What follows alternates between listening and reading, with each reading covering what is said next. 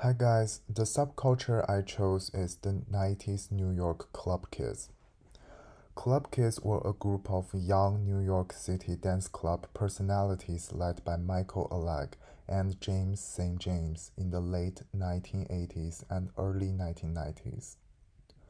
Other members include Julie Jules, Astro Earl, Michael Tron, DJ Keoki, and Ernie Glam in the late 1890s, and throughout the 1990s would grow to include Amanda Lepore, Wallpaper, Eight Twins, Desi Monster, and Richie Rich.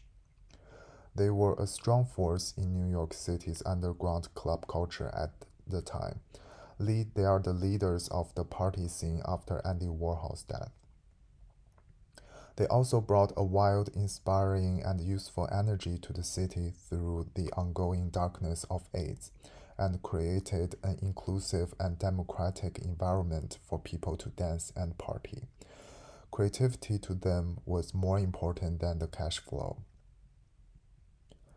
So the group was famous for its flamboyant behavior and outrageous costumes. They often handmade their avant-garde and gender-fluid design, looking to push the boundaries of fashion and art. The Club Kids aesthetics includes outrageous fashion, fabulous attitude, sex, neon color, bold makeup, and the total free artistic expressions. Alag, the leading member of the Club Kids, said, "We were all going to become Warhol superstars and move into the factory." The funny thing was that everybody had the same idea, not to dress up, but to make fun of people who dressed up. We changed our name like they did, and we dressed up in outrageously crazy outfits in order to be a satire of them. Only we ended up becoming what we were satirizing. The Club Kids were not shy from mainstream media. They made many appearances on talk shows such as The Richard B. Show, The Jane Waney Show. In an interview with Walt Cassidy, a former member of the Club Kids says, "We wanted to be a part of the mainstream vernacular. We weren't trying to stay obscure and hidden away in a club. We were aggressive about wanting to be a part of the society. The talk shows became an avenue for opening up the conversation. We knew we were being shocking, but it was always peppered up with humor, and I think that's what made us palatable to Middle America."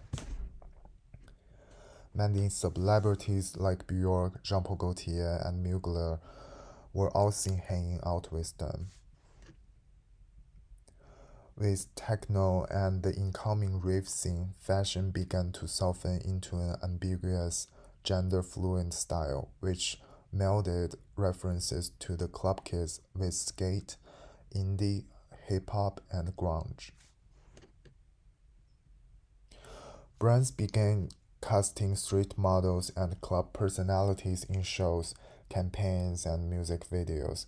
For example, actress Chloe Sevigny emerged from the group at its time, and frequently modeled with Wallpaper and Jenny Talia for Calvin Klein and Jean Paul Gaultier, and in various editorials that showcased rave versus club kid style for magazines, including Paper and Max. The Club Kids not only was the eight-partier group at its time, they have become a style, an underground club culture that has a major influence in latest fashion, music, and art. So here are some examples.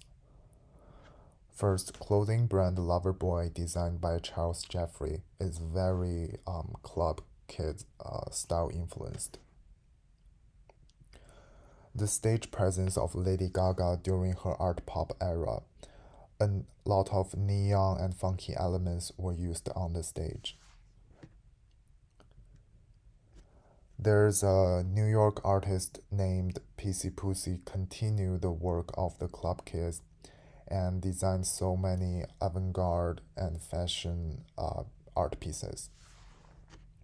Last but not least, this runway makeup look from Dior 2003, designed by Pat McGrath.